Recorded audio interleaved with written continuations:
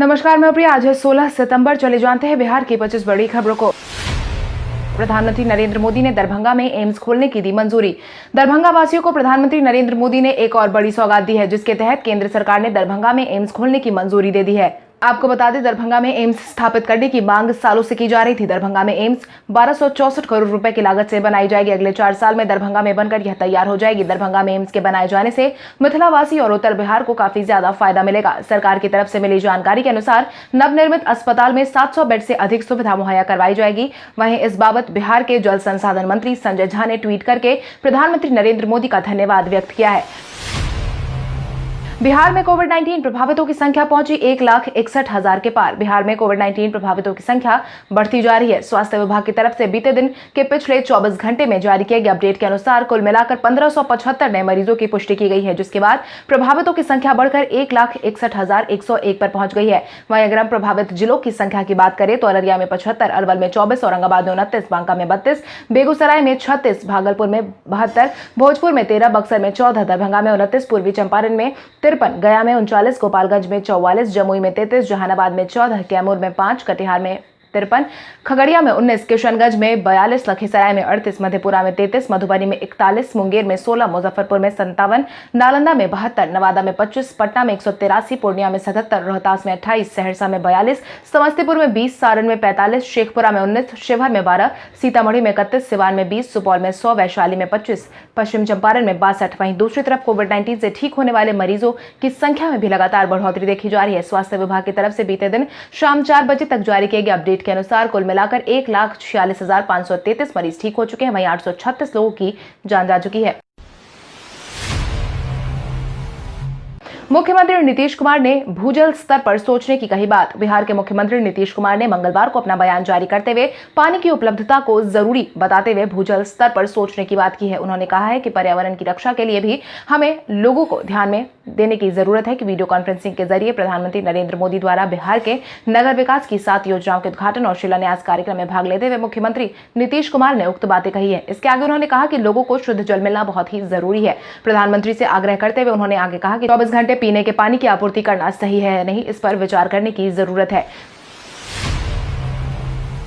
Bihar BEd संयुक्त प्रवेश परीक्षा का एडमिट कार्ड हुआ जारी। बिहार बीएड संयुक्त प्रवेश परीक्षा का एडमिट कार्ड जारी कर दिया गया है। मिली जानकारी के अनुसार ललित नारायण मिथिला यूनिवर्सिटी दरभंगा ने बीते दिन बीएड कोर्स में नामांकन के लिए संयुक्त प्रवेश परीक्षा के एडमिट कार्ड को जारी कर दिया है। जिन अभ्यर्थियों ने परीक्षा के लिए आवेदन किया है वो ललित नारायण मिथिला यूनिवर्सिटी की आधिकारिक वेबसाइट bihar.cetbed-immu.in पर जाकर लॉग इन कर सकते हैं और एडमिट कार्ड डाउनलोड कर सकते हैं। वहीं आपको बता दें कि बिहार के सरकारी और गैर सरकारी कॉलेज में बीएड कोर्स में नामांकन के लिए संयुक्त प्रवेश परीक्षा 22 सितंबर को होगी।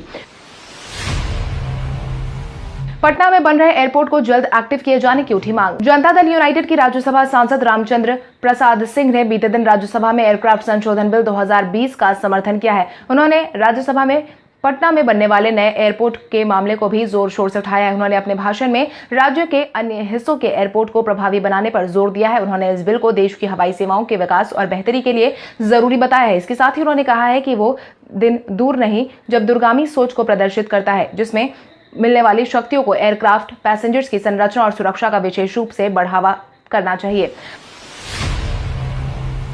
अब एक क्लिक में आसानी से जान सकेंगे बिहार में कोविड-19 से जुड़ी जानकारी। कोविड-19 के माहौल में इससे जुड़ी हर खबर आसानी से यूजर को उनके फोन में ही मिल जाएगी। इसके लिए बिहार सरकार के स्वास्थ्य विभाग की तरफ से संजीवन मोबाइल ऐप लॉन्च किया गया है। इस ऐप को प्ले स्टोर के माध्यम से आसानी से डाउनलोड किया जा सकता है। बिहार में कोविड-19 संबंधित सभी जानकारी अब आसानी से इसकी मदद से मिल सकेगी। आपको बता दें, संजीवन ऐप को इस तरह से डिजाइन किया गया है कि इसके माध्यम से कोविड-19 संक्रमण से बचाव के उपाय, जांच, उपचार, स्वास्थ्य संस्थानों की सूची और दूसरे महत्वपूर्ण जानकारी आसानी से ली जा सकती है। इतना ही नहीं, कोविड-19 जांच के लिए यहां स्वयं पंजीकरण भी किया जा सकता है। नजदीकी जांच केंद्र की जानकारी भी मिल जाएगी। चुनाव आयोग ने बिहार के 12 दलों को अलॉट किया नया सिंबल। बिहार में पप्पू यादव की पार्टी जन अधिकार पार्टी को केंद्रीय चुनाव आयोग ने नया चुनाव चिन्ह मुहैया करवा दिया है। 2020 के बिहार विधानसभा चुनाव में जन अधिकार पार्टी का चुनाव चिन्ह कैंची होने वाला है। वहीं चुनाव आयोग ने जनतांत्रिक लोकहित पार्टी को टेलीविजन, आम जनता पार्टी राष्ट्रीय को चप्पल, हिंदुस्तानी आवाम मोर्चा सेक्युलर को पैन, लोकतांत्रिक जन स्वराज पार्टी को कैरम बोर्ड, भारतीय लोक जननायक पार्टी को रोड रोलर, राष्ट्रीय जन पार्टी को रोबोट, राष्ट्रीय जन विकास पार्टी को बेबी वॉकर, हिंदुस्तानी संपूर्ण आजाद पार्टी को balloon, Republican party of India राष्ट्रीय को दूरबीन और मजदूर एकता पार्टी को हैंड कार्ट चुनाव चिन्ह दिया गया है। बिहार में फिशरीज कोर्स करने वाले सीधे बहाली के जरिए बनेंगे अधिकारी। बिहार में इंडस्ट्रियल फिश एंड फिशरीज की पढ़ाई करने वाले छात्रों को अब सीधे अफसर की उपाधि दी जाएगी। मिली जानकारी के अनुसार इससे छात्र मछली उत्पादन के क्षेत्र में तो सफल होंगे ही, उत्पादकों को सरकार की योजना और तकनीकी जानकारी भी मिल पाएगी। बिहार पशु एवं मत्स्य संसाधन सेवा भर्ती नियमावली 2007 में संशोधन कर बिहार पशु एवं मत्स्य संसाधन सेवा भर्ती संशोधित नियमावली 2020 के प्रारूप को हरी झंडी मिल चुकी है। इसके साथ ही निरीक्षक एवं मत्स्य प्रसार पर्यवेक्षक पद को मदद से विकास पदाधिकारी में समायोजन कर दिया गया है, जिसके बाद एसडीओ की तैनाती प्रखंडों में होगी। कोविड-19 पर हाईकोर्ट ने बिहार सरकार से फिर पूछे सवाल। पटना हाईकोर्ट लगातार कोविड-19 के मामले को लेकर सरकार से सवाल जवाब करती आई है। हालांकि सरकार की तरफ से अभी तक हाईकोर्ट को पर्याप्त जवाब नहीं मुहैया करवाया गया है। उसके बाद अब तक एक बार फिर से 18 सितंबर को सुनवाई होगी। कोर्ट ने राज्य सरकार से बिहार के सभी सरकारी मेडिकल कॉलेज में सिटी स्कैन मशीन लगाई है या नहीं, इस बारे में पूछा है। इसके साथ ही दिनेश कुमार सिंह और अन्य की जनहित याचिका पर चीफ जस्टिस संजय करोल की खंडपीठ ने मामले की सुनवाई की है। आपको बता दें, हाईकोर्ट ने राज्य सरकार को 24 जुलाई को दिए गए मुद्दों पर विस्तृत जानकारी देने का निर्देश दिया है। आज बिहारी पहचान में हम बात करेंगे चंद्रावती देवी की। चंद्रावती देवी भारतीय फिल्म अदाकारा थी जिन्होंने कई फिल्मों और बंगाली सिनेमा में काम किया है। उन्हें चंद्रमुखी में उनके किरदार के लिए बखूबी पहचान मिली थी। इसके साथ ही 1935 में देवदास ने भी उन्हें लोगों ने खूब सराहा था। फिल्मों की दुनिया में अपना अभिनय दिखाने वाली चंद्रावती देवी का जन्म 19 अक्टूबर 1909 को बिहार में हुआ था। वहीं 29 अप्रैल 1992 में उन्होंने दुनिया को अलविदा कह दिया था। उसके बाद पहली फिल्म 1929 में बनाई गई थी जिसका नाम प्यारी था। उनकी देविका बोस में भी उन्होंने काम किया है। इसके साथ ही उन्होंने कई फिल्मों में काम किया है और अभी तक अपने फिल्मी करियर में 50 से ज्यादा फिल्मों में काम कर चुकी हैं। प्रधानमंत्री नरेंद्र मोदी ने की बिहार को जलापूर्ति और सीवर से जुड़ी 543 करोड़ रुपए की योजनाओं की सौगात। प्रधानमंत्री नरेंद्र मोदी ने मंगलवार को बिहार की जलापूर्ति और सीवर से जुड़ी 543.28 करोड़ की अलग अलग परियोजनाओं का उद्घाटन और शिलान्यास करके एक बार फिर से सौगात दे दी है। यह परियोजनाएं केंद्र की नमामि गंगे और अमृत योजना से जुड़ी हुई है, जिससे पटना के बेउर और कर्मलीचक सीवर ट्रीटमेंट प्लांट के अलावा सिवान, छपरा, मुंगेर, जमालपुर, मुजफ्फरपुर से जुड़ी परियोजनाएं शामिल है। आपको बता दें, प्रधानमंत्री नरेंद्र मोदी ने बीते दिन सीवेज ट्रीटमेंट प्लांट का उद्घाटन करने का ऐलान किया है। पीएम ने और कर्मलीचक सीवरेज ट्रीटमेंट प्लांट का उद्घाटन कर दिया है। गांधी सेतु के समानांतर बनेगा 4 लेन पुल।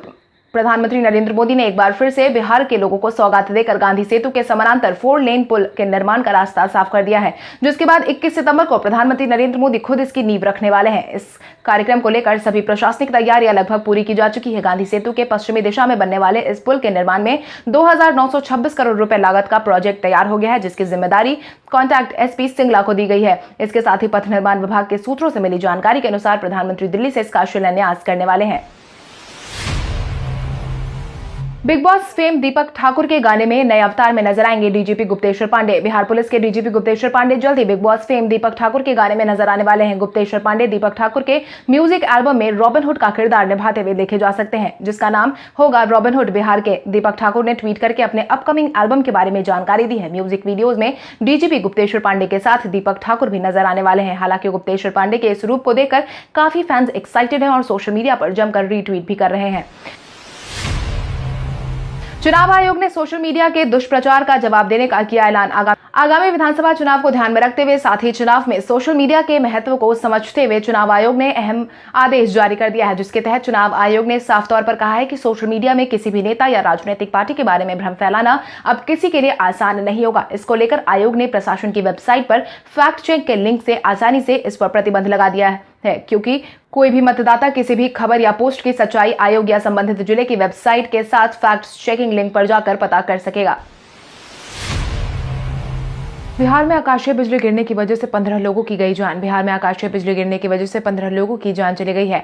आपदा विभाग की तरफ से मिली जानकारी के अनुसार गोपालगंज में 3, भोजपुर में 3, रोहतास में 3, सारण में 2, कैमूर में 2 और वैशाली में 2 लोगों की जान चली गई है, जिसको लेकर मुख्यमंत्री नीतीश कुमार ने गहरी शोक संवेदना व्यक्त की है। इसके पहले बीते दिन राज्य के उत्तर पूर्वी भाग के 1-2 जगह पर बारिश भी दर्ज की गई थी। बिहार के सरकारी स्कूल के 32 शिक्षकों के फर्जी प्रमाण पत्र आए सामने। बिहार के सरकारी स्कूल के शिक्षकों पर कई बार उंगली उठाई गई है। इसी क्रम में एक बार फिर से फर्जी प्रमाण पत्र पर शिक्षकों के प्रमोशन करने का मामला सामने आया है। पटना जिला शिक्षा पदाधिकारी को हाल ही में मिली जानकारी के अनुसार पटना के 32 प्रधानाध्यापकों को शो कॉज मांगा गया है। पटना के जिला शिक्षा पदाधिकारी ने पत्र लिखकर 32 मध्य विद्यालय के प्रधानाध्यापकों को जवाब देने को कहा है। पत्र में साफ तौर पर कहा है कि अब तक कई पत्रों के माध्यम से आप सभी के स्नातकोत्तर की उपाधि विनायक मिशन विश्वविद्यालय तमिलनाडु एवं महात्मा गांधी विश्वविद्यालय मेघालय से पत्राचार के माध्यम से प्राप्त किया गया है, जिसे यूजीसी ने 23 अगस्त 2013 को ही अमान्य करार कर दिया है।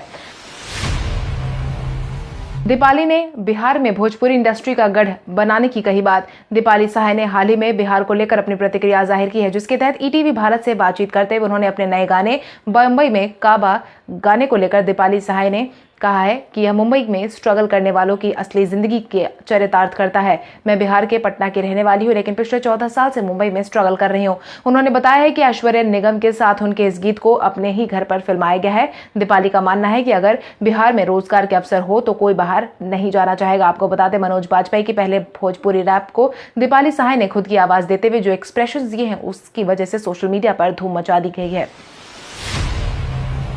कोसी और मथुरा के लोगों का सपना होगा सच। लगभग 86 साल के बाद कोसी और मिथिलांचल के लोगों का सपना सच होने जा रहा है। मिली जानकारी के अनुसार कोसी नदी पर बनने वाले रेल महासेतु पर ट्रेन का ट्रायल सफल होने के बाद अब जल्द ही ट्रेनों का परिचालन शुरू होने वाला है। कोसी नदी पर बने इस रेल महासेतु पर ट्रेनों का ट्रायल सफल होने के बाद अब जल्द ही ट्रेनें दौड़नी शुरू हो जाएंगी। इस नए पुल पर जो बीते महीनों में ट्रेनों के परिचालन की टेस्टिंग की जा चुकी है। इस महीने सेतु के ट्रेनों का परिचालन शुरू होते ही उत्तर बिहार के पिछड़े और दूरस्थ गांव का लगभग 86 साल पुराना सपना सच हो जाएगा, जिसके बाद आसानी से यात्री यात्रा कर पाएंगे।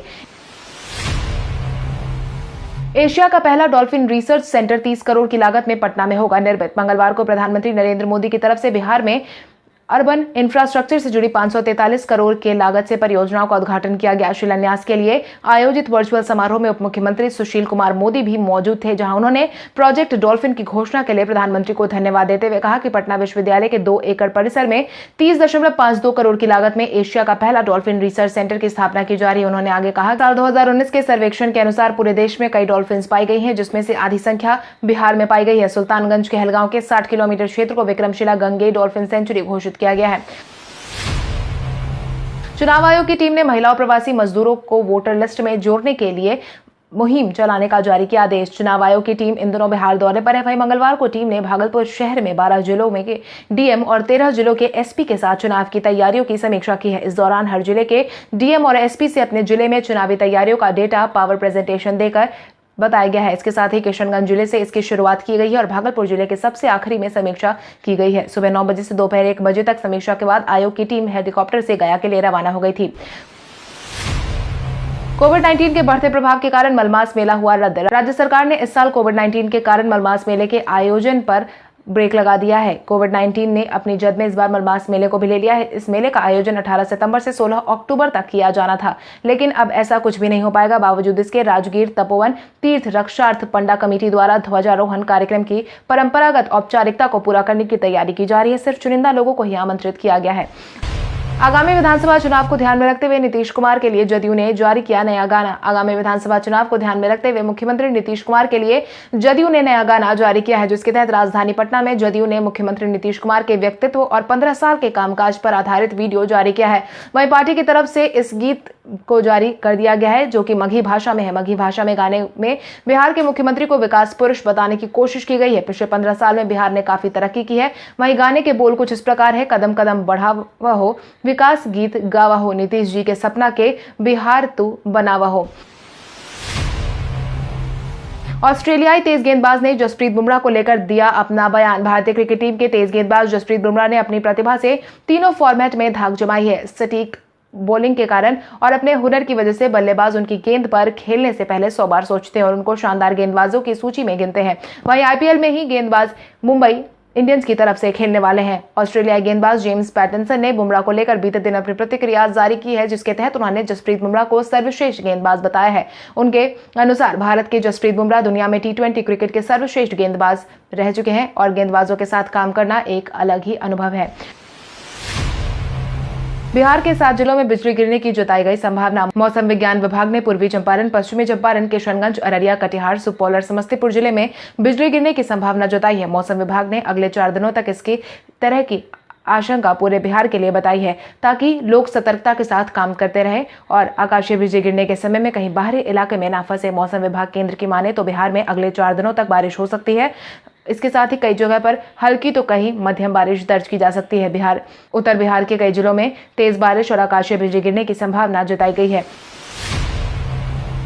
बिना इंटरनेट यूज की आसानी से इस्तेमाल कर सकते हैं गूगल मैप। मौजूदा समय में गूगल मैप्स का इस्तेमाल बड़ी संख्या में यूजर करते हैं। स्मार्टफोन में मिलने वाली जीपीएस सर्विस की मदद से न सिर्फ आप कहीं भी पहुंच सकते हैं, बल्कि अपने लोकेशन को शेयर कर सकते हैं, बल्कि बिना किसी दिक्कत के मार्क की गई लोकेशन पर भी जा सकते हैं। अगर आप किसी नई जगह पर है तो गूगल मैप सबसे काम के नेविगेशन टूल्स में से गिना जाता है, उसमें से एक हो सकता है। वहीं जरूरी नहीं कि हर बार गूगल मैप के नेविगेशन सर्विस के लिए आपकी मदद कर पाए, खासकर ऐसी स्थिति में जब आपके स्मार्टफोन में इंटरनेट एक्सेस ना किया जा हो।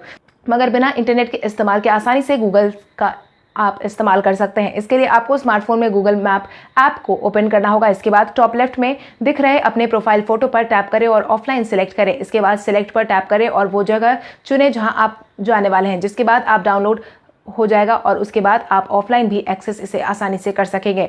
कल हमारे द्वारा पूछे गए सवाल का जवाब आप में से बहुत सारे यूजर ने हमें कमेंट करके दिया था, उसके लिए आपका बहुत बहुत धन्यवाद। आप में से जिन यूजर का कमेंट हमें अच्छा लगा उनके नाम है गोविंद कुमार, पंकज कुमार, साहिल कुमार, विकास यादव, विजय कुमार, दीपक कुमार, अनुप कुमार, सौरभ कुमार गोस्वामी, वीडियो नवीन कुमार, रवि रंजन कुमार, राकेश कुमार, रंजन गौतम कुमार, पंकज कुमार, सोमनाथ कुमार, बिट्टू कुमार, अशफाक राज, मुन्ना पंडित, शशिकांत कुमार, सौरभ कुमार, रेखा रॉय, सुनील कुमार, कुणाल कुमार। आप इसी तरह हमारे सवालों का जवाब देते रहे। हम हर दिन वीडियो के अंत में आपका नाम लेने की पूरी कोशिश करेंगे। तो चलिए बढ़ते हैं आज के सवाल की। और आज का सवाल कुछ इस प्रकार है, आपके अनुसार अब तक भारतीय क्रिकेट टीम में सर्वश्रेष्ठ गेंदबाज कौन रहा है? अपने जवाब हमें कमेंट करके जरूर बताएं। इसके साथ ही आज के लिए बस इतना ही। अगर आप ये वीडियो हमारा यूट्यूब पर देख रहे हैं तो हमारे चैनल को सब्सक्राइब करें और बेल आइकन दबाना ना भूलें। और अगर आप ये वीडियो हमारा फेसबुक पर देख रहे हैं तो इस वीडियो को लाइक करें और ज्यादा से ज्यादा शेयर करें। धन्यवाद।